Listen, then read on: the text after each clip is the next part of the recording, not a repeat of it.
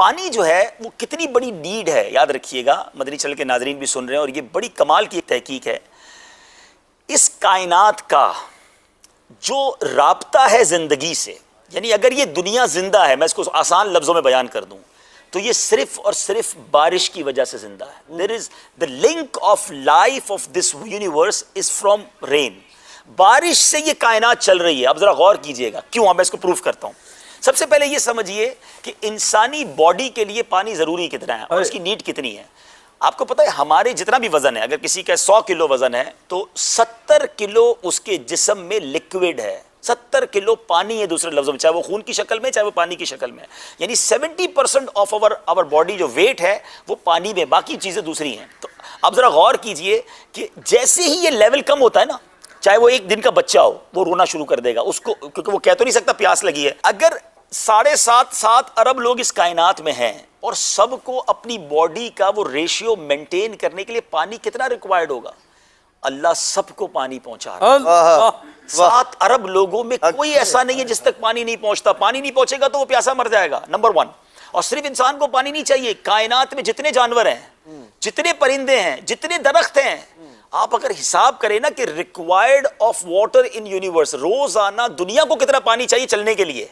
अब इस पानी को, अगर ये पानी कीमत से होता तो गरीब तो प्यासे मर जाते।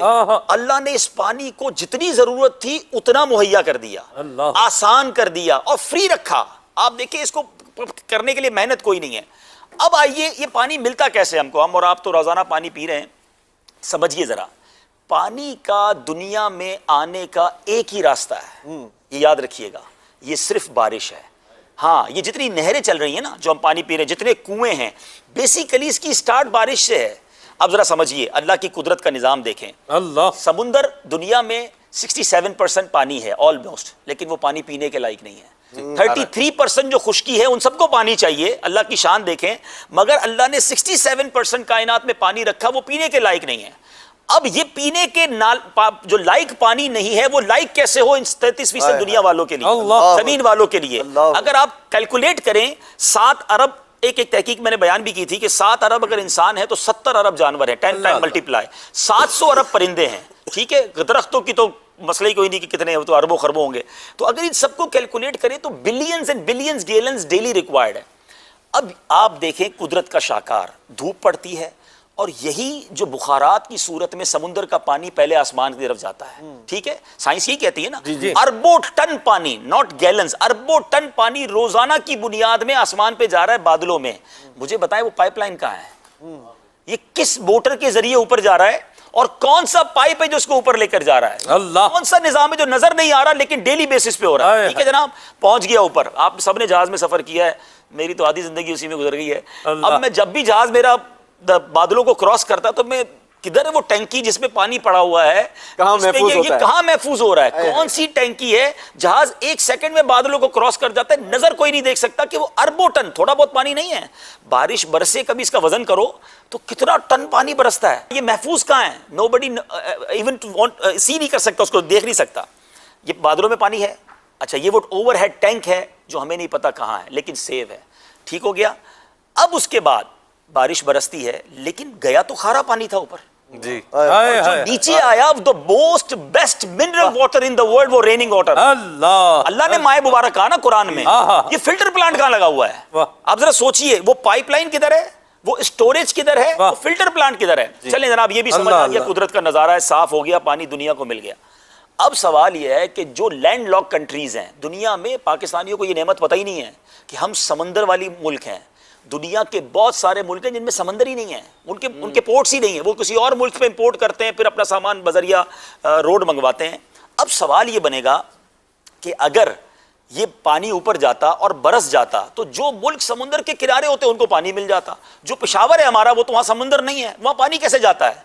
अल्लाह का ट्रांसपोर्टेशन निजाम देखें, हवा चलाई कि ये जो टैंक भरे हुए ऊपर पानी के बारिश के हैं, ये हवा के जरिए पेशावर तक भी पहुंचते हैं, उन मुल्कों तक भी जाते हैं कि जहां समुद्र नहीं है। याद रखिएगा, बारिश जो है मिली समंदर से है, लेकिन बरस रही है उस जगह पर जहां दूर दूर तक समुद्र नहीं है। अल्लाह ने उधर वो बादल पहुंचा दिए, ठीक हो गया।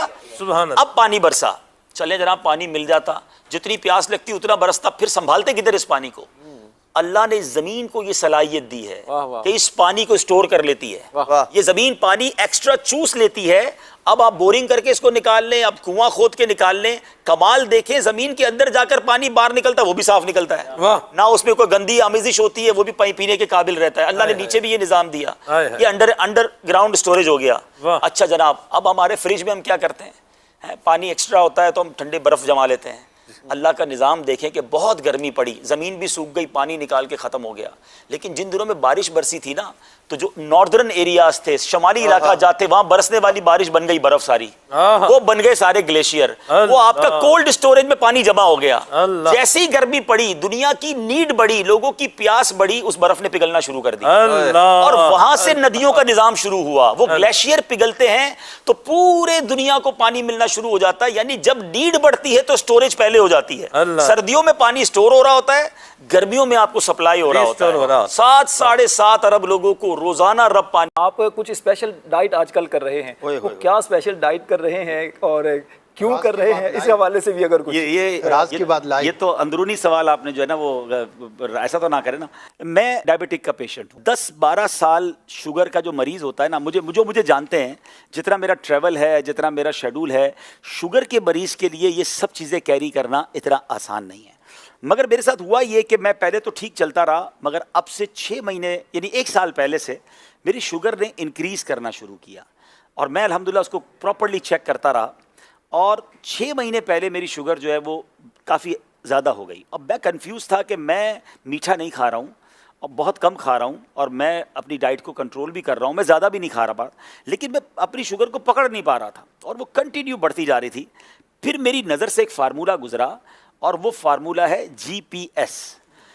अब इसके ये फार्मूला क्या है, तमाम खास तौर पे शुगर के जो पेशेंट्स हैं और जिसको शुगर नहीं है वो भी ज़रा गौर से सुन लें, जिनका वज़न ज़्यादा है, जो ब्लड प्रेशर की मरीज़ हैं या कोलेस्ट्रॉल के मरीज़ हैं। मैं सिर्फ अपना तजर्बा शेयर कर रहा हूँ, आप ये तमाम बातें अपने डॉक्टर के मशवरे से अमल कीजिएगा। मैंने अल्हम्दुलिल्लाह तमाम चीज़ों पर न सिर्फ पाकिस्तान के बल्कि बैरून मुल्क के डॉक्टर से भी मशवरे करके इस पर अमल किया और आज मैं आपको नतीजा बताने जा रहा हूँ।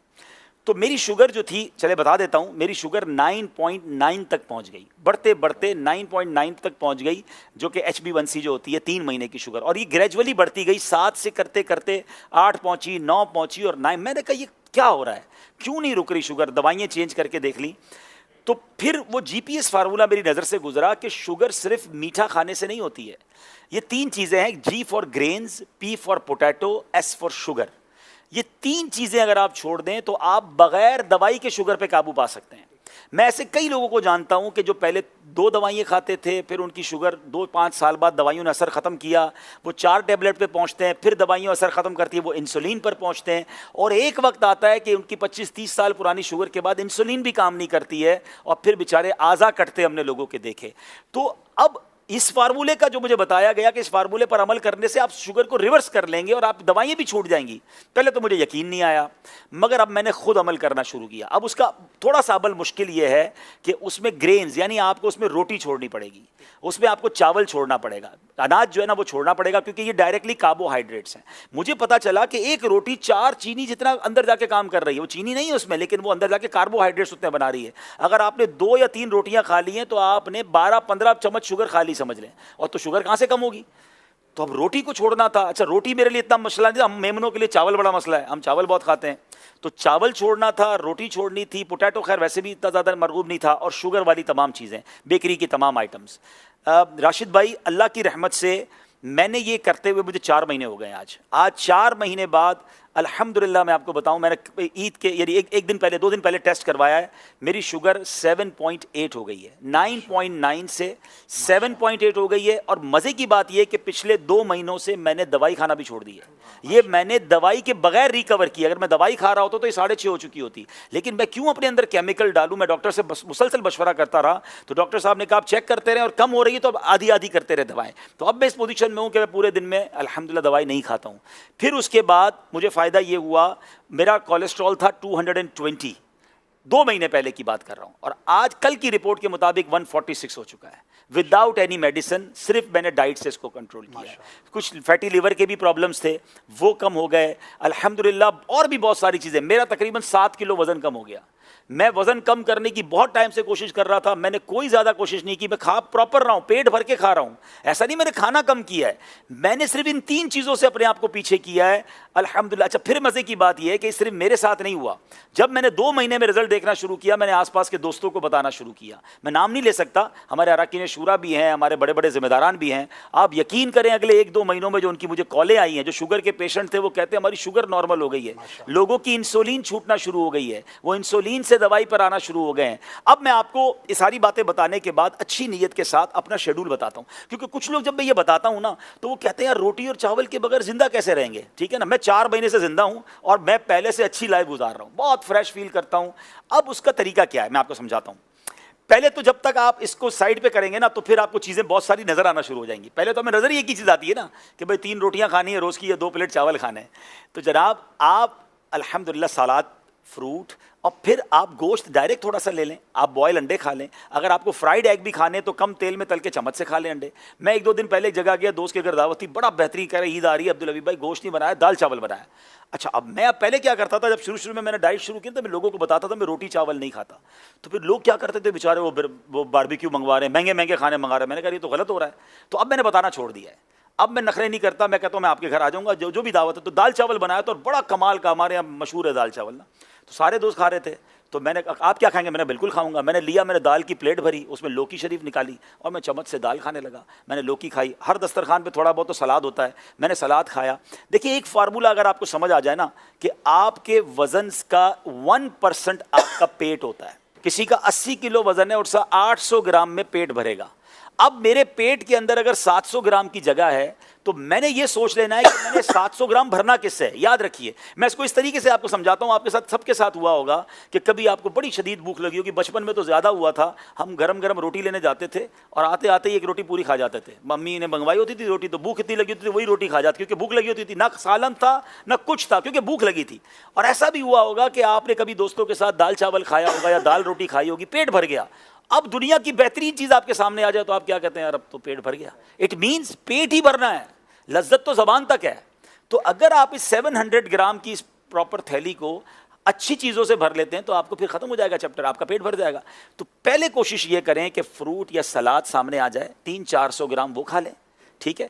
अब उसके बाद जो खाना खा लें। तो अब आप 400 ग्राम वो खाएंगे जो अगर मिसाल के तौर पे सेहत के लिए अच्छा भी नहीं है, तो वो आधा तो आपने अच्छा खा लिया। यानी बहुत सारी चीज़ों को अगर आप आज सेहत के मामला जो डॉक्टर्स बता रहे हैं उसको अगर आप सुन्नत से कनेक्ट करें तो बहुत चीज़ें आपकी बेहतर हो जाएंगी। आप ये कर कर रोज़ चेक भी करें। मुझे किसी ने कहा मोटिवेशन कैसे मिलती है आपको, मैंने कहा मुझे रोज़ रात को तोहफा मिलता है।